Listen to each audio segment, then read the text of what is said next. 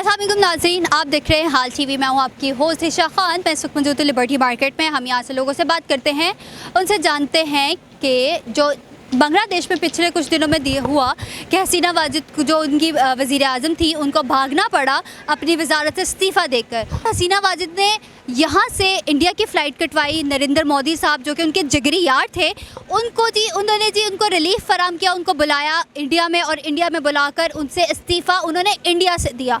अब उनका इरादा है कि इंडिया से इंग्लैंड की फ़्लाइट कटवाएंगे और इंग्लैंड जाके अपनी पनाह गुज़ीर होंगी, और उनको इस्तीफ़ा दिया। और इस बारे में हम अपनी आवाम से जानते हैं कि उनका क्या राय है कि अगर हसीना वाजिद के इस्तीफ़ा पे पाकिस्तानी और बांग्लादेशी अवाम अपनी हक़ ले सकते कि क्या हम पाकिस्तानी अवाम बहैसियत है अपना हक़ नहीं ले सकती? जी बिल्कुल करना चाहिए, लेकिन इनके एहतजाज करने से ऐसा कुछ भी होने नहीं वाला। क्यों? हम कौम नहीं, झुंड है, हजूम है। हम क्या गीदड़ बक्की के तरह? मैं आपको बताता हूँ, आप कौन है? मैं एज इन पाकिस्तानी सिटीज़न। आप मुझे पहले ही मिला जो कह रहा है मैं पाकिस्तानी हूँ, नहीं तो नॉर्मली कहते हैं मैं पंजाबी हूँ, मैं पठान हूँ, मैं पश्तून हूँ, मैं बलोची हूँ, मैं सिंधी हूँ। रहती पंजाब में हूँ। ये नहीं कहता कि मैं पाकिस्तानी हूँ। जब तक हम पाकिस्तानी नहीं होंगे ऐसा नहीं हो सकता। आपने बड़ी कमाल की बात की कि जब तक हम पाकिस्तानी नहीं हो सकते ऐसा नहीं हो सकता। अब पाकिस्तानियों के अंदर ये पाकिस्तानी वाला जज्बा लाने के लिए हमें क्या करना पड़ेगा? ये बिल्लों की तादाद जो है ना, जो इनकी अमाउंट है, ये डबल करनी पड़ेगी। आप चाह रहे हैं कि पाकिस्तानी सारे खुदकुशी करके मर जाएं? आपको मैं एक मिसाल देता हूँ। आप कोई भी बॉल लें, ठीक है, आप उसको आराम से उछालेंगे ना, वो आराम से ऊपर आएगा। आप उसको ज़ोर से उछालेंगे ना, वो ज़ोर से ऊपर आएगा। जब तक इस कौम को अच्छी तरह से दबाया नहीं जाएगा ना, ये तब तक ऊपर नहीं आएगी, ये तब तक बाहर नहीं आएगी। आपको पता है, देखें अब इतना तो आवाम महंगाई की चक्की में पिस चुकी है। अब आप क्या, आपकी नज़र में अभी ये भी कम है? तो कौम जूतियों के काबिल है, ये फिर बाहर आएगी। जो हुक्मरान बैठे हैं फिर वो किस काबिल हैं, ये बताएं मुझे। वो जाहिर सी बात है, जब ये दबाए जाएंगे, ये बाहर निकलेंगे, तो फिर उनको समझ आएगी कि उनका हाल श्रीलंका वाला होगा। बिल्कुल, वो पाकिस्तान में होने भी वाला है कि जब तक ये कौम निकलेगी ना और श्रीलंका वाला हाल नहीं होगा, तब तक हमारे ऊपर बैठे हुए नहीं सुधरेंगे, बेशक वो हुक्मरान हो या वो कोई और हो। आप समझ तो गई होंगी मैं किसकी बात। बिल्कुल। आपको ये लगता है कि आवाम कब निकलेगी? क्योंकि आवाम को बस ये पता है कि हाँ मैंने अपना ये काम कर लिया है, ओके डन, मैंने अच्छा आज ये ग्रॉसरी करनी है, आज मैंने ये करना है, ये मेरा बजट है, ये मेरी मंथली सैलरी है, मैंने ये काम कर लिया, इस बजट में रहते हुए मेरा सर्कल चलेगा। वो स्टोरी सुनी हुई है कि एक बादशाह था, उसने कहा कि मेरी आवाम बड़ी खुश है, मेरे से कोई डिमांड नहीं करती, तो उसने अपने वज़ीर को कहा कि रोज़ाना गुजरने वाले को ना 1-1 लीटर लगाना है। तो 1-1 लीटर लगाना शुरू कर दिया, काफ़ी दिन तक फिर नहीं आई, फिर उसने 2 लीटर कर दिए। तो उस कुछ दिनों बाद बादशाह ने पूछा कि ये इन्होंने कोई कंप्लेन किया? कहता है हाँ बादशाह साहब, काफ़ी सारी कंप्लेंट्स आ रही हैं। उसने कहा शुक्र है कि मेरी आवाम को कुछ शऊर तो आया है कि वो कहना शुरू है कि हमें अपने बादशाह से कोई मसला है या हमें कोई कंप्लेन है। तो उसने पूछा क्या कंप्लेन है? उन्होंने कहा कि बंदे वधा दो, और जेड़े रश लगा होंदा है, बड़ा टाइम लगता सानू छितर खान च। वो हाल हमारा है, हमारी कौम का, कि हम कहते हैं कि क्या अब बस छोड़ो जो भी है वो। आप मारने वाले आ गए ना तो फिर दौड़ना पड़ेगा। हाँ। बस ये फिर आप कहना चाह रहे हैं कि छितर मारने वाले आ गए तो आपको भागना पड़ जाएगा? नहीं भागेंगे क्यों, आपके साथ खड़ी होगी आवाम, आपको नहीं लगता? नहीं, ये अपने हकूक के लिए नहीं खड़ी हुई, किसी के साथ क्या खड़ी होगी? बल्कि वीडियो बना रहे होंगे हमारी कि हमने दौड़ लगाई है। वो दौड़ते हुए को बताएंगे, जैसे वो फवाद चौधरी को दौड़ते हुए दिखाया गया, आवाम नहीं बनाई थी ना, ठीक है। वो जब भाग रहे थे, गिर रहे थे, उनका मजाक उड़ाया गया। मैं उनको सपोर्ट नहीं कर रहा एज ए पॉलिटिकल पार्टी, लेकिन वो एक पाकिस्तान का एक फ़र्द है, पाकिस्तानी सिटीज़न है ना। अगर जब तक आपको लगता है कि हम लोग एक दूसरे की रिस्पेक्ट नहीं करेंगे, हम दोनों आप और मैं एक दूसरे का दुख नहीं समझेंगे, आपको लगता है कि हम बाहैसियत पाकिस्तानी कौम एक दूसरे के यूनिटी में आ सकते हैं? क्योंकि आपने देखा होगा जैसे कि बांग्लादेश निकली, उससे पहले आपने जैसे कि आज़ाद कश्मीर में देखा होगा, उन्होंने अपना हकूक़ लेने के लिए किस तरीके से बाहर आई। उन्होंने अपना हकूक़ लेने के लिए बेसिकली उनकी आपस की जो कम्युनिटी है ना, ख़ासकर कश्मीरी अवाम की, वो आपस में उनकी बॉन्डिंग जो है ना बहुत स्ट्रॉन्ग है, ठीक है।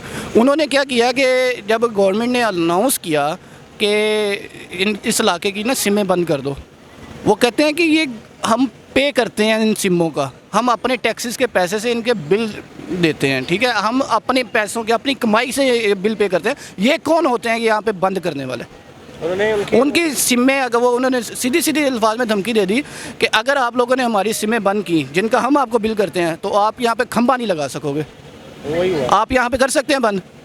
यहाँ पर आप बंद भी कर दोगे तो आपको नहीं लगता कि आवाम बाहर निकलती है? पंजाब हो गया, सिंध हो गया, और भी पाकिस्तान के जितने भी सूबे हैं। मिस बात यह है कि ये थोड़ी देर पहले भाई ने तो बताया, हम कहेंगे कि बंदे बता दो, छितर मारने वाले। बेसिकली मैं बताता हूँ कि जो आप बात कर रहे हैं ना कि अगर ये कहते हैं कि मैं जो है मैं अगर ये बिल नहीं देंगे कि मैं अपनी ज़मीन के ऊपर जो है वो किसी को वो नहीं नेटवर्क नहीं लगाने दूंगा, तो इसकी जगह पे मैं ऐसा वो कमीना पाकिस्तानी हूँ कि मैं खड़ा हो जाऊँगा कि भैया आप मेरी ज़मीन पे लगा लें। बेसिकली ये वजह है जिस वजह से हम एज अ कौम नहीं बनी। बिल्कुल, पाकिस्तान में कमीनगी बहुत रूज पर है। एग्जैक्टली, ये दोनों तबकों में, अवाम में भी और हुक्मरान में भी। हुक्मरान हमसे बड़े कमीने हैं, हम थोड़े से छोटे लेवल के कमीने हैं। हम हुक्मरानों से तो सीख रहे हैं। करूँगा टेक्निकली बात करूँगा, जब 2 या 3 या 4 पॉलिटिकल पार्टीज़ है ना, तो आपको ये इस बात का तो आपको यकीन होगा कि हुकूमत कैसे बनती है या कौन बनाता है। ठीक है, एक को हटाने के लिए ना दूसरा कंधा फराहम कर देता है पहले ही। आप मेरा स्टेप आप मुझे इस्तेमाल रखो जनाब, मैं तो काम करना। तो जब इस तरह के वो हुक्मरान तबके में भी होंगे ना, जैसे मेरे प्लाट में ऐसे उखाड़ रहा है तो इसने प्लाट दे दिया, वो कहता है ना जनाब तुहाडे काम तक मैं नहीं करता, मैं करांगा। एक जाता तो दूसरा आ जाता। वो जो शाहरुख खान के एक फिल्म का डायलॉग है, वो ट्रेन जाएगी तो आएगी, दूसरी आएगी, तो एक हुक्मरान जाएगा तो दूसरा उससे पहले तैयार खड़ा होगा और वो पाकिस्तान को और ज़्यादा तरीके से तबाह करने के लिए खड़ा हो। जी एग्जैक्टली, बिल्कुल ऐसे ही खड़ा होगा। वो कहेगा कि मेरा हिस्सा बता दो। पाकिस्तानी मईशत का क्या हाल है आपकी नज़र में? बिल्कुल वही हाल है जो होना चाहिए, तबाह। बिल्कुल। पाकिस्तानी की करेंसी की तो पहले वैल्यू नहीं थी, अब पाकिस्तानियों की भी नहीं है मुझे लग रहा है। पाकिस्तानियों की वैल्यू जो कम हुई है ना, वो हमारी हरकतों की वजह से कम हुई है। आप सऊदीया में चले जाएं, आपको वहाँ पे जो बैगर्स हैं जिन्होंने नाक में दम किया हुआ है सऊदी गवर्नमेंट की, वो पाकिस्तानी आपको नज़र आएंगे। वो आपको सिंधी भी नज़र आएंगे, आपको अब पख्तून भी नज़र आएंगे, पंजाबी भी नज़र आएंगे, बलोची तो मैंने बहुत कम देखे हैं वहाँ पे। लेकिन इन्होंने सऊदी गवर्नमेंट की नाक में दम किया हुआ है कि वो अपना सर पकड़ के बैठे हुए हैं कैसे हम यहाँ से ये बैगर्स को ख़त्म करें। उम्रा लगवा के हम लोग जाते हैं, जाके एक अच्छे काम के लिए गए, वहाँ पे हमारा वीज़ा ख़त्म हुआ, वीज़ा ख़त्म होने के बाद हम गायब हो गए। हमने फ़्लाइट पकड़ के वापस आना चाहिए, हम गायब हो गए, वहाँ पे भीख मांगना शुरू कर दिया। तो जब तक ये वाली चीज़ें एज आ पाकिस्तानी हम अपने अंदर इंसानियत और मतलब इस्लामिक रवायात को अपने अंदर नहीं ना उभारेंगे, तब तक नहीं हम कह सकते कि भाई, जिस तरह अभी मैंने एग्जांपल दिया है कि ये अगर नहीं होगा तो मैं कहूँगा मैं हूँ, मैं आगे आता हूँ। तो ये बेसिकली यही है ना कि एक ये ठीक तब होगा जब इस्लामी शरई कानून यहाँ पे नाफिज होगा। वो तो शादियों के मामले में नाफिज करी जा रहे हैं। बिल्कुल, शादियों के मामले में वो एक अलग इशू है, वो एक अलग बहस है। चोरी करने वाले का जो चोर है उसका हाथ नहीं काटेंगे ना जब तक हम यहाँ पे चोरी नहीं रुक, आगे वाले को सबक नहीं मिलेगा। आगे वाले को सबक नहीं मिलेगा। एक जैसे कि अभी ये एक इस्लामी मुल्क है, 295C यहाँ पे सबको पता है कि क्या है। ठीक है, हम एक को जो है तहफ़्फ़ुज़ दे देते हैं, अदालती तहफ़्फ़ुज़ दे देते हैं, किसी तरह से उसको तहफ़्फ़ुज़ दे देते हैं और फिर कहते हैं कि ये दोबारा कोई ना करे। क्यों ना करे? जब आप उसको शय दे रहे हैं, उसको तहफ़्फ़ुज़ दे रहे हैं, उसके बाद आसिया को किसने बाहर भेजा? ठीक है, हमले किसने भेजा? इमरान खान ने भेजा, आपकी गवर्नमेंट ने भेजा, आपकी इस्टेब्लिशमेंट ने भेजा। जब आपने उसको तहफ़्फ़ुज़ दे दिया तो अभी एक नया इशू चल रहा है जिस पे काजी फायज़ ईसा साहब ने आपने वो एक मतलब इद्दत में निकाह बड़ा गलत सा जो फैसला दे दिया, जो भी था गलत फैसला था। ठीक है, इस तरह के फैसले तब तक होते रहेंगे जब तक जिसने किया उसको इस्लामी तौर पे, कानूनी तौर पे उसको लटकाया नहीं जाएगा। और ऐसा कोई बिल असम्बली में पेश होता है तो सबसे पहले हमारे हुक्मरान ही करते हैं, उन्हें पता है कल को ये हमारी तरफ आना सारा कुछ, तो वो होने नहीं देते। और जब तक हमारे जो यंगस्टर हैं वो पॉलिटिक्स में नहीं आएंगे तब तक ये हालात नहीं ठीक होने वाले।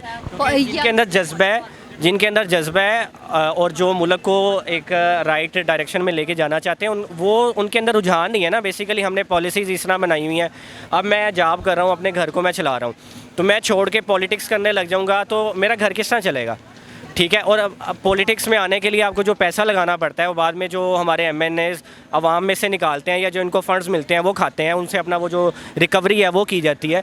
तो वो आम बंदा तो नहीं कर सकता। मुझे पीछे टेंशन है कि मैंने अपना घर चलाना है, तो जब मैं वो टेंशन मेरी एक साइड पे है। जब तक ऐसी कोई पॉलिसी नहीं बनती कि यंगस्टर आएँ अपने जॉब के साथ, जैसे यूके में होता है, काफ़ी सारे मुल्कों में है कि जो जॉब होल्डर्स हैं वो साथ पार्लियामेंट में भी मेरिट बेसिस पे आते हैं और पार्लियामेंट को चलाते भी हैं, हमारे से ऐसा तरीके से चलाते हैं। अगर कोई नहीं चला सकता तो वो इस्तीफा दे के घर चला जाता है, ये वो ढीठ बन के वो कुर्सी पे नहीं बैठा रहता। पाकिस्तान में मेरिट नहीं है, पाकिस्तान पे आप मेरिट बेसिस पे काम नहीं कर सकते। मैं आपको एक बात बताता हूँ, वो एक बड़ा अच्छा वाक़या है कि शेख रशीद का एक इंटरव्यू चल रहा था और वो ये मसूफ़ फरमा रहे थे, देखें मैं रेलवे चला रहा हूँ, तो अगर मुझसे नहीं चलेगी तो मैं इमरान खान से कहूँगा मुझे दूसरी वज़ारत दे दे। अब तू एक नहीं चला सका, दूसरी क्यों चलाएगा, कैसे चलाएगा? बट सबसे ज़्यादा पॉलिटिशियन में सबसे ज़्यादा पढ़ा लिखा आदमी भी शेख रशीद ही है, पढ़ा लिखा, जिसने MA पॉलिटिकल्स किया। सॉरी टू से उसी के बारे में मशहूर है कि अगर आपको दूध बाज़ार से मिल जाता है तो गाय या भैंस घर में क्यों लानी है? सबसे बड़ा वो डंगर है इसमें पॉलिटिक्स। और मेरे फादर रेलवे से, पाकिस्तान रेलवे से रिटायर्ड हैं, उनके बकौल उन्होंने सर्व किया है पाकिस्तान रेलवे को। सबसे बड़ा जो रेलवे का भट्ठा बैठाने वाला है वो शेख रशीद है। जब ये मुशर्रफ के दौर में आया था तो पाकिस्तान रेलवेज़ जो उनकी सबसे बड़ी अर्निंग थी वो रेलवे गुड्स से थी, यानी ये जो हम मालगाड़ी से सामान बेचते थे, इम्पोर्ट एक्सपोर्ट से, उसको बंद करने वाला शेख रशीद था। सब जो हमारी ये बाकी ट्रेनें चलती हैं इससे वो रेवेन्यू नहीं जनरेट होता जो वहाँ से रेवेन्यू जनरेट होता था, तो ये बेसिकली इसी ने बंद किया था। बाद में वो जो पैसेंजर ट्रेन्स चलती थी वो काफ़ी सारी बंद हुई, इमरान खान के दौर में काफ़ी सारी ट्रेन्स बंद हुई। अब आप वज़ीराबाद से फैसलाबाद जाते थे, सियालकोट जाते थे, वो काफ़ी सारी ट्रेन थी जो आपको नहीं नज़र आती, तो वो बंद करने वाला शेख रशीद ही था। तो शेख रशीद जैसा कोई डंगर पॉलिटिक्स जो है ना आपको इसमें पाकिस्तान की हिस्ट्री में नहीं मिलेगा। चलें, बहुत शुक्रिया आपके टाइम का, बहुत शुक्रिया, आपसे बात करके बहुत मज़ा आया।